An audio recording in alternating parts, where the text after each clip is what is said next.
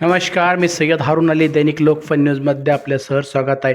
आज दिनांक 1 जानेवारी 2026 आज नवीन वर्षाच्या नूतन वर्षाच्या सर्व जगांना, सर्व देशप्रेमांना खूप खूप हार्दिक शुभेच्छा.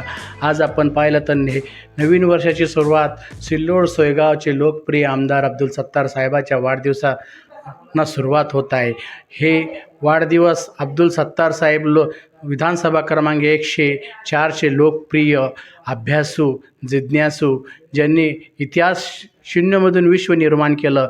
त्यांचं 1983-84च्या राजकारणापासून ते आज 2025पर्यंत त्यांनी GS आणि ग्रामपंचायतच्या सदस्यापासून आणि सिल्लोड शहराचे पहिले नगराध्यक्षापासून त्यांनी आज 5 वेळेस मंत्रीपदं भोगवली आणि महाराष्ट्र राज्याचं कॅबिनेट कृषी मंत्रीचं पद भूषवलं. आपण पाहिलं तर साहेबांनी विकास पुरुष अशा नावाने सुद्धा संबोधले जातात, कारण की साहेबांनी जे इतिहास घडवलेला आहे, सिल्लोडच्या पहिल्या नगराध्यक्षपदाचा त्यांनी बहुमान मिळवलेला आहे.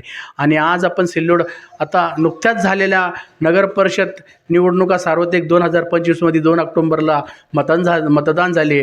22 ऑक्टोंबरला त्याचा निकाल लागला, 22 डिसेंबरला त्याचा निकाल लागला. आपण सर्वांनी पाहिलं की त्यांनी भरघोस 28 पैकी 25 नगरसेवक निवडून आले आणि जनता जनार्दनाने जनतेमधून नगराध्यक्ष हे 23,546 मतांनी निवडून ह्या मराठवाड्यात सगळ्यात लीडनं आलेला नगराध्यक्ष पदाचे अब्दुल सत्तार भैया निवडून आलेले आहे.